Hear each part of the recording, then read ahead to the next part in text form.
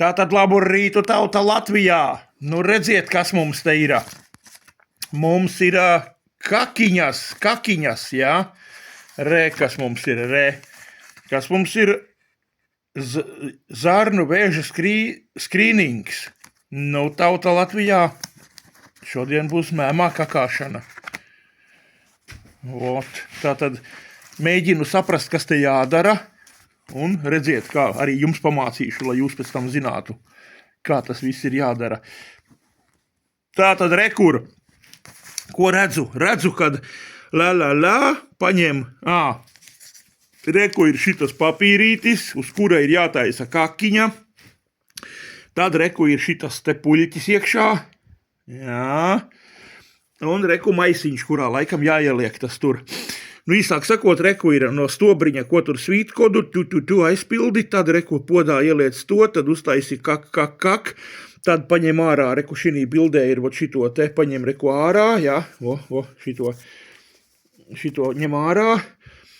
Tad reku ar puļķīti, tur mazliet pavelciet, tur pakavirjāca nada, v nasu, tu šoreiz tas nav v nasu, no dupsī. Jā, pakavirjāca dupsī. Īsāk sakot, pa tām kakām izbraukāt kārtīgā puļķi. Tad reku ir parādīts, cik daudz tas jādara. Vidējā, jā. Nu, vidējā, kur ir ķeksīts, tā, lai būtu nevis tā kā reku pēdējā, kur mēmais tur kaku pika, bet reku rakstīts, jā, kad nepārpildiet to irbulīti, to es tur kaut kādas grieviņas, redzi, tur ir rieviņas, tikai tik līdz tām rieviņām, kas tur, jā, un tad ieliec atpakaļ šitajā, reku bildīte, šinī ieliec atkal atpakaļ, laikam, ievietojiet savākšanas irbulīti stobriņā. Nu, jā, un kad tu dzirdi klikšķi, tad jā, tad tas nozīmē, un tad ko dari, tad liec iekšā, sakratīt to visu, jo tur kaut kāds šķidrums iekšā ir, tad interesanti. Nu, labi, kārtīgi sakratiet to stobriņu un ievietojiet to plastikāta maisiņā, nu, šitajā zaļajā, jā.